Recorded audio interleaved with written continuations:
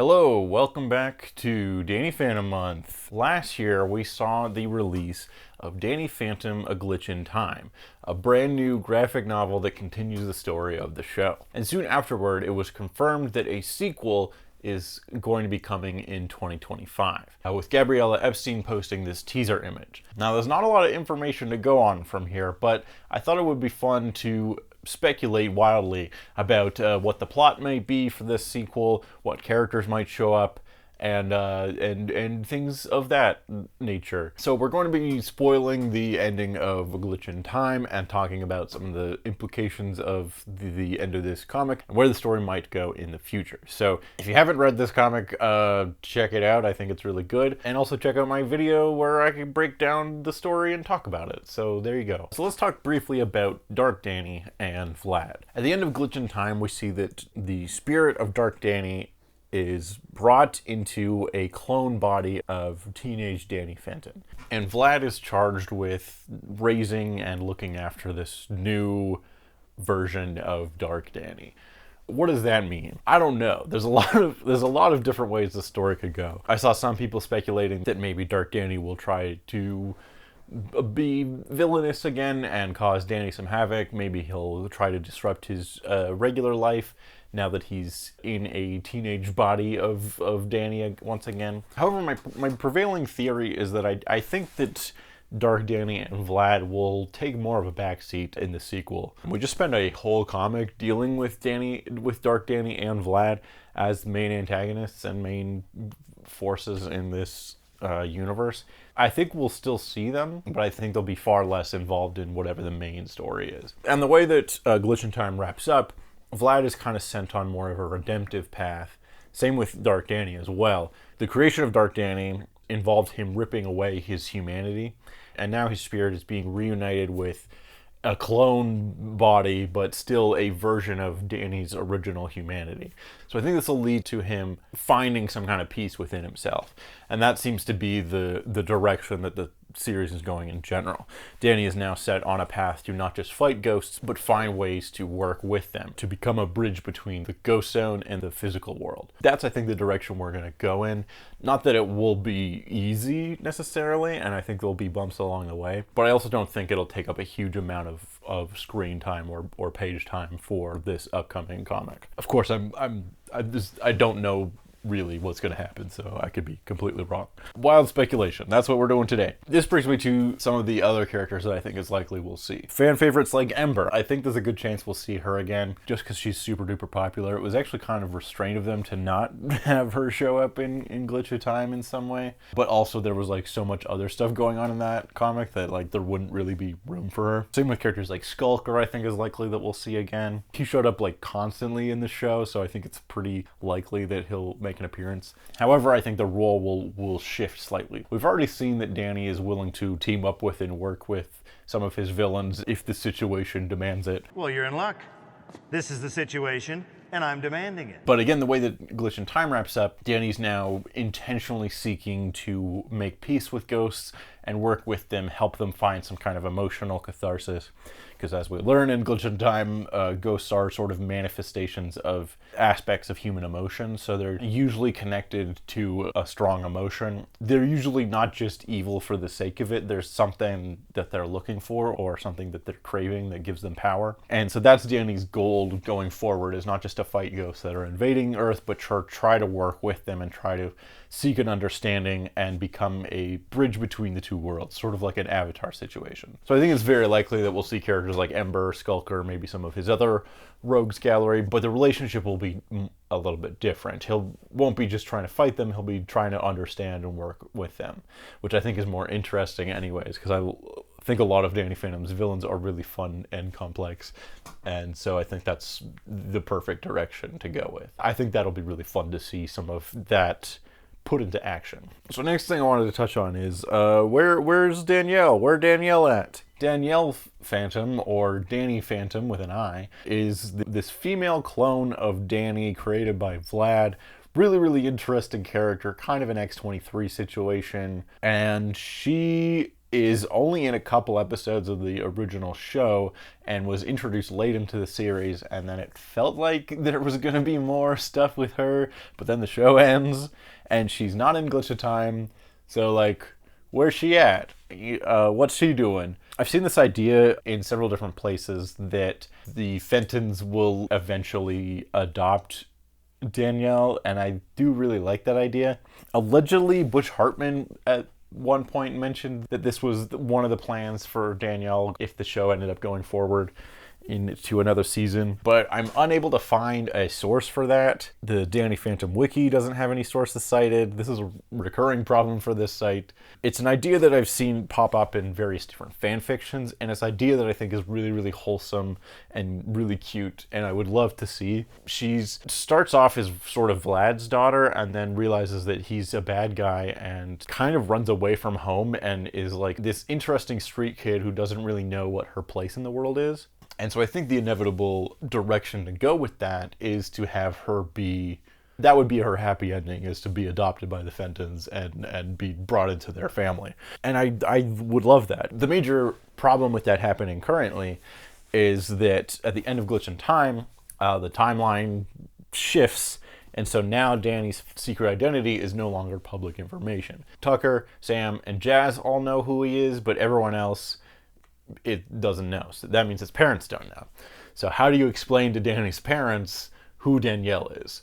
I don't know. Maybe that's something that happens. Maybe the Fentons finally find out and accept Danny and accept Danielle into their family as well. One idea I had that I would like to see explored more is the relationship between Danielle and Valerie. The one thing I think it's safe to guess is that Valerie will play a major role in the upcoming sequel. More on that in a sec. But Danielle and Valerie have kind of an interesting relationship as well. We see them interact in Destabilized, where Valerie is initially working kind of alongside Vlad because Vlad gifted her this like cool ghost fighting suit, and Danielle is initially presented as Vlad's daughter and wants to obey him before she realizes he's bad.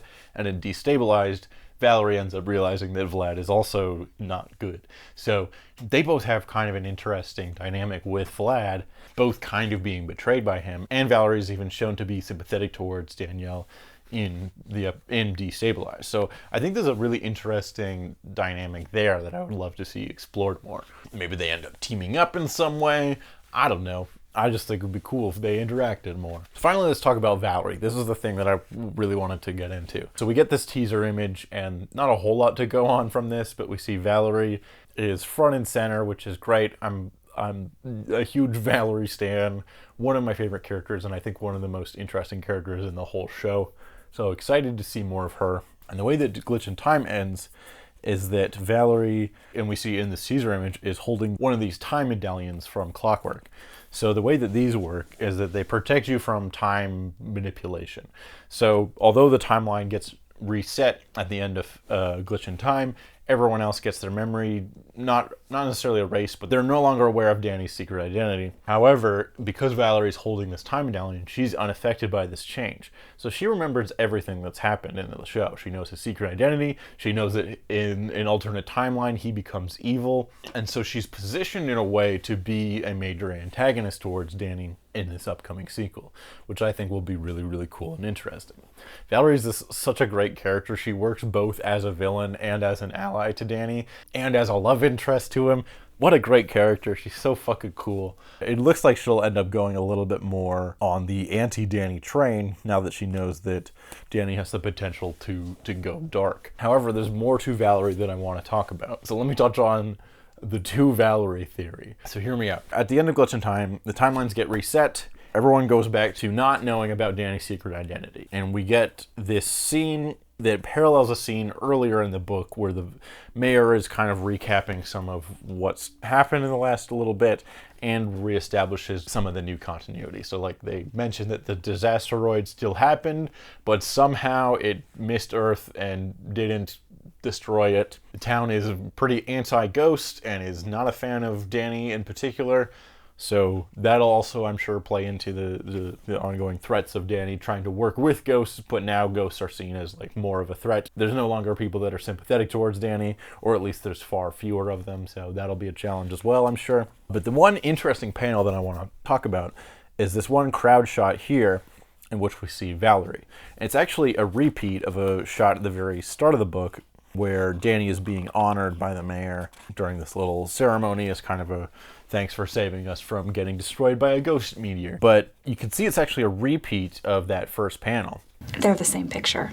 And you can see, and actually this is the panel at the very start of the comic, and then at the end it's actually a repeat of the same frame, but a couple of the characters have different outfits.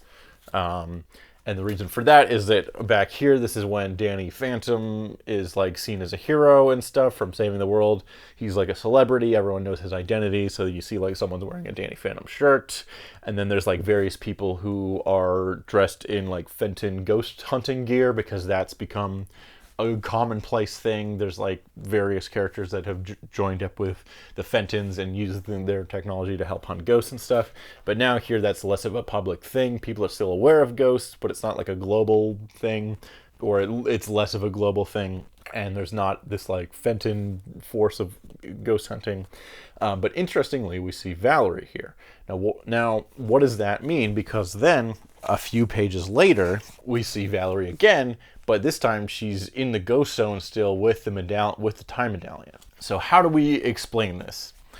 Either A, Gabriela Epstein just forgot that Valerie was in that panel and wanted to reuse it to like help establish the new continuity, and forgot that Valerie showed up there, but then later showed up in a completely different area later on in the comic. Possible, but there is quite a bit of attention to detail in this comic. I would find it unlikely that Gabriela Epstein just like completely forgot about that and it's just like a complete discontinuity error. It's entirely possible, and like realistically that's probably mostly just what it is it's like, I don't know, I wasn't thinking about it that much. Number two, the other possibility is that this scene of Valerie with the medallion actually takes place earlier in the story, and that we're just seeing it here because it's towards the end of the book to kind of give us a like, ooh, cliffhanger. Valerie might become a problem for Danny and his friends if we do a sequel. But what actually happens is this happens a little bit earlier in the story. Valerie ends up leaving the ghost zone and then going back to her civilian clothes so that she can appear during this town hall thing, keeping up her secret identity as just Valerie Gray, regular high school student. Entirely possible, and I think that's probably the most likely thing. However, the third possibility is that there are now two Valeries.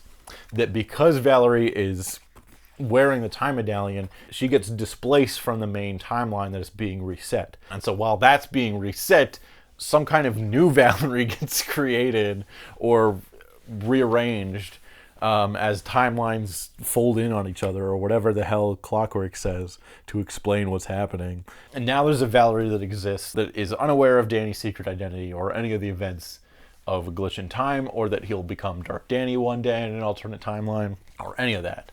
And that somewhere in the ghost zone, our Valerie that we've been following from the whole comic, that remembers everything that happened, remembers Danny's secret identity, and that he might become bad in one timeline in the future, and has been unaffected by the changes because of the time medallion, now exists outside of time in the ghost zone somewhere, separate from the other Valerie that we saw a few pages earlier.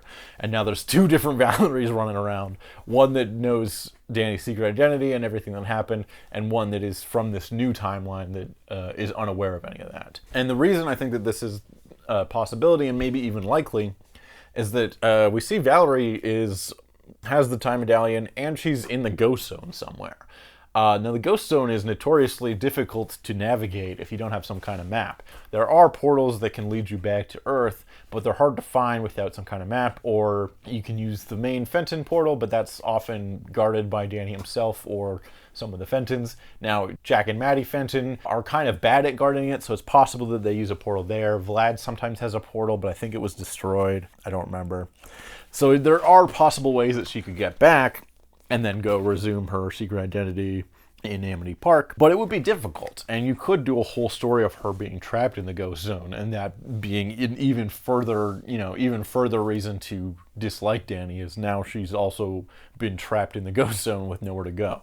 And I might sound crazy speculating that there's two Valeries in this comic, but one of my viewers actually pointed this out in a comment. And I was actually going to talk about this originally in my original review of the comic, but then I thought, no, that's stupid. Nobody but me is going to notice this or even think about it for more than 2 seconds. But no, one of you freaks out there noticed it just like me, and I appreciate you. So yeah, that's my leading theory, is that there's two Valeries. I think it would be cool to explore different sides of her as a character. I think it would be interesting to see two versions of her running around. How would that throw off? Would that mess up the timeline? I don't know, maybe. Or maybe it's not that, and Valerie's just going to play a significant role in the next comic. Either way, I'm excited. That's all my major theories, so not really. Mostly it's the two Valerie one that I think is fun. What are your theories? Have you read the comic? Are you excited for the next one? What do you think will happen? Are we going to see Danielle? What's she doing? That's it for this video. I'm maybe gonna do one more video for Danny Phantom Month this year. This year ended up being kind of a weird, busy month for me, so I haven't had as much time to do videos. However, I might be able to do another video. We'll see. But anyways, thank you for watching.